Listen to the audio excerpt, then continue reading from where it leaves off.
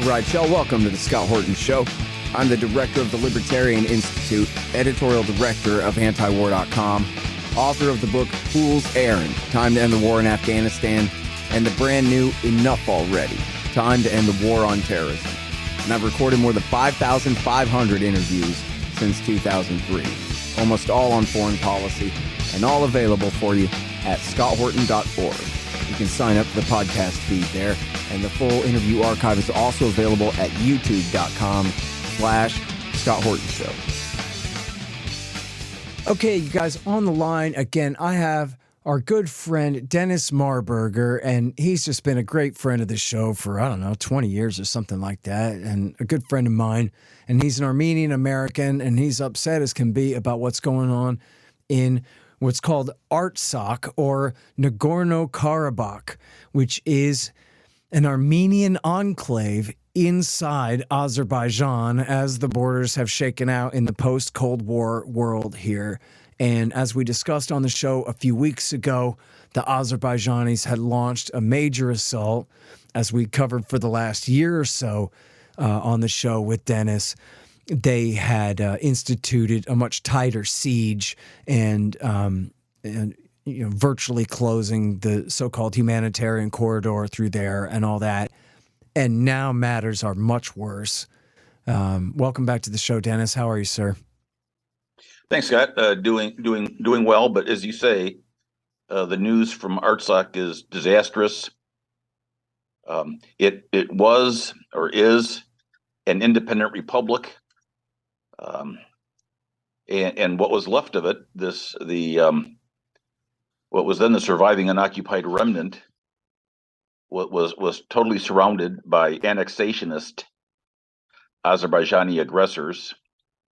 And after starving the people there for about 10 months and doing different things to debilitate their situation, in addition to that starvation blockade, Azerbaijan launched on September 19th an indiscriminate shelling of Artsakh military and civilian areas.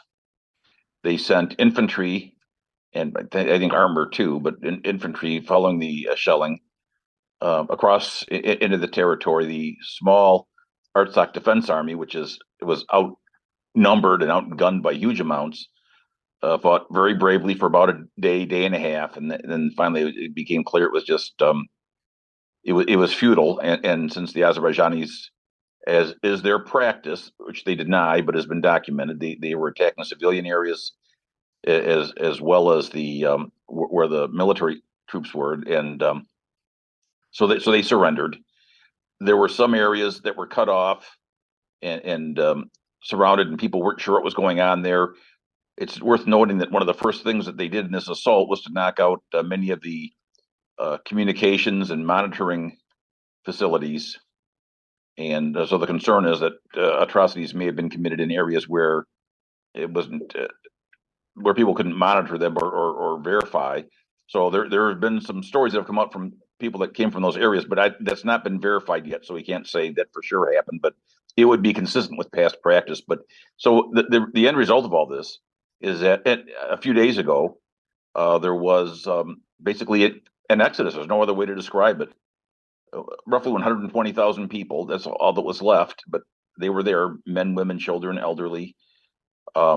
They left that area through the Lachin corridor in a very arduous trip, where they reported sometimes the cars would move for a couple of minutes and they'd stop for an hour or two, move for a couple of minutes, stop for, and what was normally a 2-hour drive became like 50 hours. But it looks like they got virtually everybody out there. There were a few left. There were a few infirm people that are still there, and so they're trying to get them evacuated. But this is an area, like we talked about before, Scott, for millennia, as Armenian. And this area that hadn't been occupied yet had very low Azerbaijani population. It was never part of Azerbaijan, not of the sovereign Azerbaijan. It never was. So it wasn't really politically inside Azerbaijan. But then they've just taken it, and Aliyev rationalized it with his lies. And now the thing that people are working on the most is to try to get help for these 120,000 people that were forced out of their homeland. And So this is essentially, and if I hear you right, and if I understood what I had read in the New York Times and their coverage of this, that this is essentially it. When you're saying, there's nobody left except the environment, you mean in the entire area. All of the Armenians have now been cleansed and forced through this corridor into Armenia itself. Is that correct? Other than just Yes, the very oldest people left behind. Right. There's just some infirm, and of course, dogs, cats, and some animals. Yeah. Because all you could take, you just had to get what you could quickly and get in the car and go. Well, but so what are the greatest humanitarians in the world, the American State Department, saying about this, Dennis? Oh, geez. Well, okay. 5 days. It's very interesting. You should ask that, Scott, because 5 days before this assault was launched, the acting assistant secretary of state, I believe her name is Yuri Kim, was testifying to a Senate committee. And she testified that the United States would not tolerate any additional Azerbaijani aggression against Artsakh, Nagorno-Karabakh, that whole thing. And those words are made a mockery. She I think visited Armenia. I think she was there with Samantha Power. Oh, and she's another one. U.S. The Agency for International Development. And Samantha Power made a name for herself, saying, "Oh, genocide is terrible. We have to prevent genocides." Not a word while this was going on. She wouldn't even acknowledge that it was ethnic cleansing, much less genocide. Okay, and so there has been, Scott, as we talked about before, U.S. financial support for Azerbaijan and for Aliyev and his aggression, U.S. military collaboration with Azerbaijan and Aliyev and his aggression. Same thing with support from the European Union and NATO. And so then all of a sudden people, oh, gee, there's a problem here. And this has been going on for years and years, and these people have been abandoned. Yeah. And even in the last 10 months, there was even at one point, there was a large humanitarian convoy that was these trucks that were sitting right by this illegal checkpoint that Azerbaijan had set up. They never let them in. Yeah. I mean, Dennis, isn't it the case that we can always tell the difference between when the State Department is really upset versus when they're issuing some kind of pro forma statement? Oh, geez, we don't like this, versus when they're really serious. I mean, it doesn't even necessarily have to come with threats, but the tone is always very, very clear when they mean it versus when it's coming with a wink and a nudge here, right? Right. And in fact, the State Department spokesman, the guy, I can't remember his name now, not Kirby, but somebody else that was in Washington and the press were asking him these questions. I want to say the name was Matthew Miller, but maybe I got the wrong guy in mind here. But anyway, he wouldn't call it ethnic cleansing or genocide or anything like that. And there's been very much, both sidesism going on, and we wish the two sides would talk and have dialogue instead of war. Well, one side is attacking and trying to destroy the other, and they're not willing to identify it or do anything about it. And so to say that they should talk about it is like, it's just beyond words just how useless and infuriating it is. Yeah. Hang on just 1 second for me. You guys know that I consider the Defend the Guard movement, led by the combat vets at BringOurTroopsHome.us and DefendTheGuard.us, to be the most important thing happening in American politics today. Simply put, this law would nullify the empire by preventing the state governors from handing their National Guard troops over to the president for foreign combat without an official declaration of war from the Congress. We've made great progress getting it out of committee and even past the state Senate in Arizona. Help support Bring Our Troops Home and Defend the Guard at BringOurTroopsHome.us and DefendTheGuard.us. And their Director of Field Operations, Diego Rivera, teaches a political leadership class that is the most effective training like it anywhere. He's still a soldier, only now his mission is peace. So heads up, all you anti-war vets, we've got a mission for you. Find out all about their upcoming training sessions and help support at BringOurTroopsHome.us and DefendTheGuard.us. Hey, y'all, Scott Horton here for the Libertarian Institute at libertarianinstitute.org. I'm the director. Then we've got Sheldon Richmond, Kyle Anzalone, Keith Knight, Lori Calhoun, Jim Bovard, Connor Freeman, Will Porter, Patrick McFarlane, and Tommy Salmons on our staff, writing and podcasting. And we've also got a ton of other great writers, too. like Walter Block, Richard Booth, Boss Spleet, Kim Robinson, and William Van Wagenen. We've published 8 books so far, including my latest, Hotter Than the Sun, Time to Abolish Nuclear Weapons, and Keith Knight's new Voluntarist Handbook. And we've got quite a few more great ones coming soon. Check out libertarianinstitute.org/books. It's a whole new era. We libertarians don't have the power, but we do have enough influence to try to lead the left and the right to make things right. Join us at libertarianinstitute.org. In other words, if they really meant what they said, it would be, we are calling on the Azerbaijanis to XYZ, blah, blah, blah, not, oh, you boys better work it out, when it's being worked out with facts on the ground right now. And we know what's going on. I mean, well, let me ask you this. I only know of 2 excuses, no good reasons. I wonder if you know of any more. But this really just comes down to America has NSA listening stations in Azerbaijan, and they have an oil pipeline running through there.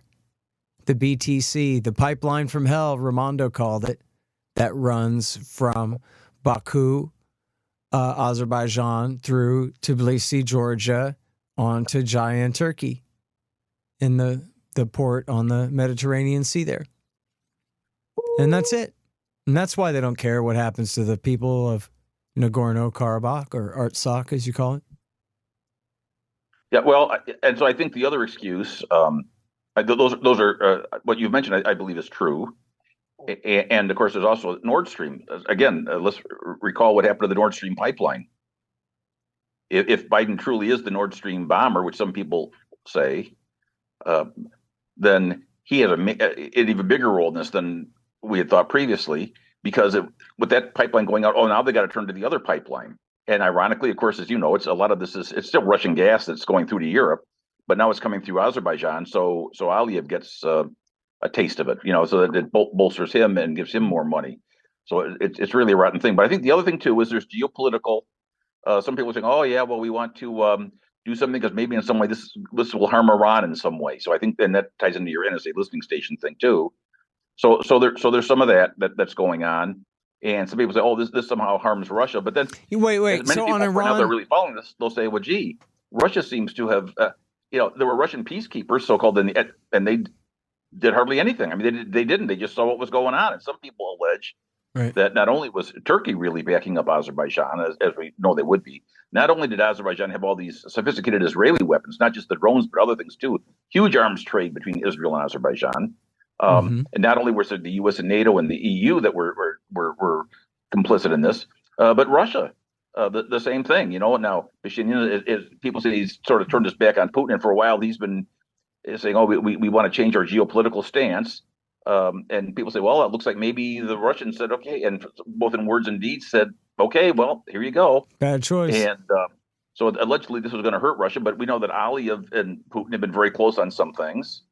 And I think we said before, Aliyev and also Erdogan in Turkey, they're playing both sides of that NATO-Russia war in Ukraine. But I do think that there are people that will claim, in fact, and I know of one in particular, that he's here in Michigan, a former state Republican Party chairman, who says just awful things about this, and he tries to, Nagorno-Karabakh or Artsakh, they like the Donbas republics. Well, the Donbas republics declared independence, and as Americans, we say, "Hey, we're separatists, and we understand that." And they only got into Ukraine in the first place because Lenin did an edict, just like Khrushchev did with Crimea, and like Stalin did with Artsakh and Nakhichevan. So what's so sacred about that sort of thing? But in the case of Artsakh, just to reemphasize, for anybody that's listening, those people are not separatists. They were already independent. They were independent of the Soviet Union before it finally imploded, and before Azerbaijan itself became a sovereign state, so-called. So Azerbaijan has no claim about territorial integrity over Artsakh, and so everything they say about it is a lie.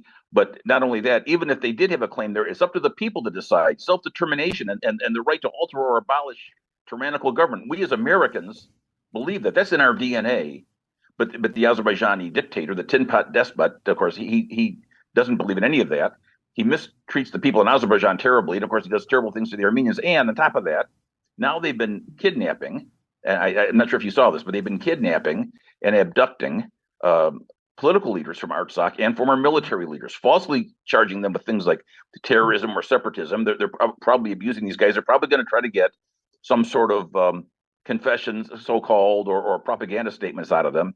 It's really outrageous. And by the way, as people point out, in one case, it's this fellow Ruben Vardanyan, who was close to Putin at one time, and Ruben Vardanyan was a very successful man. He could have stayed out of it and lived a very comfortable life, but he went to Artsakh because he knew that the people needed help and assistance. He wanted to do whatever he could. Now he's been illegally and immorally kidnapped by Azerbaijan, false charges against him. He's, in a bad situation there. But you don't see anybody lifting a finger for all these prisoners. Plus, Azerbaijan's got a bunch of POWs from the earlier 44-day terror war of aggression they launched, and it's a humanitarian nightmare, and it's also a geopolitical one, because what the United States has done by winking at this and by not enforcing Section 907, by giving him money and the military collaboration, they're growing a monster. John Quincy Adams says we don't go abroad in search of monsters to destroy. The United States government has gone abroad in search of monsters to grow, and Azerbaijan has been one of them. And they can deny it all they want, but it's the truth. Yeah.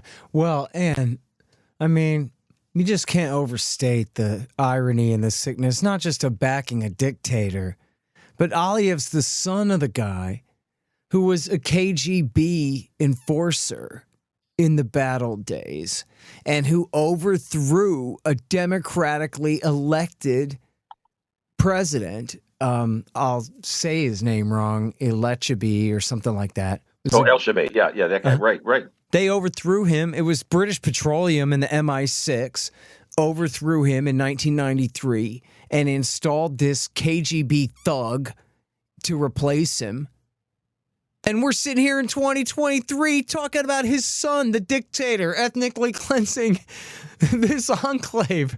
And this is a guy who, just like his father's been backed by the United States ever since then. It's the greatest of outrages. It's just unbelievable. Well, and you're look, right, Scott. And it ain't for the money. It's not for the money. What's the point of the BTC pipeline?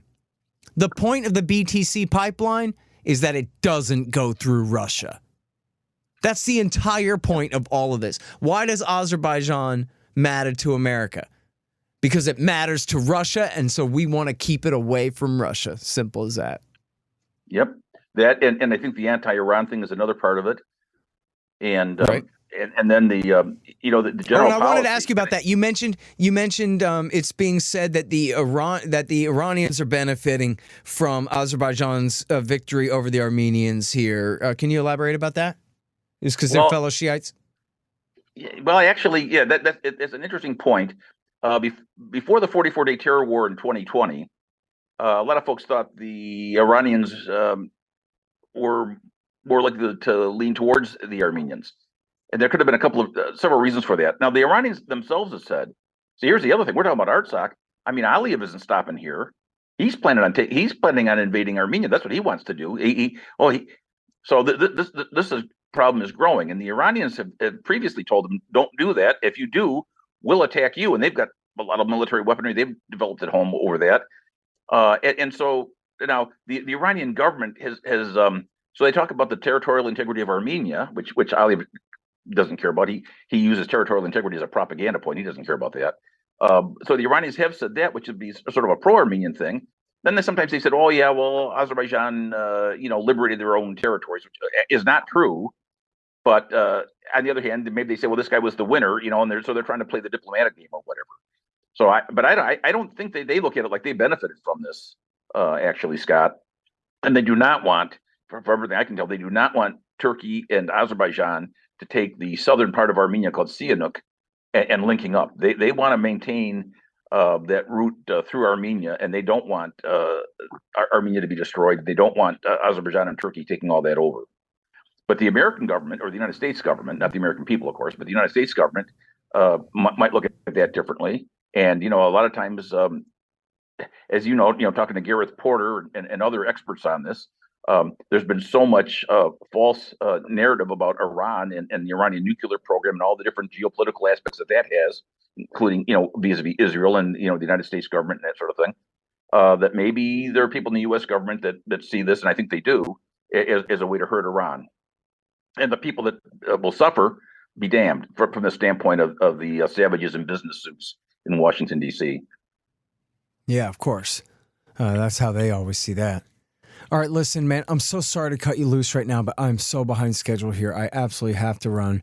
But first of all, I'm very sorry, but very appreciative for your time and for the update here, Dennis. Well, thanks, Scott. You're welcome. I understand you got to run. Just real quickly, folks, if you would like to donate to help the humanitarian situation, one group that's very good is the Armenian Missionary Association of America. You can study them, and if you're so moved, feel free to donate to help the people that are in great need over there. Good deal. All right. Thank you very much, man. Really appreciate it, Dennis. You're welcome. Thank you, Scott. Bye-bye. The Scott Horton Show, Anti-War Radio, can be heard on KPFK 90.7 FM in LA, APSradio.com, antiwar.com, scotthorton.org, and libertarianinstitute.org.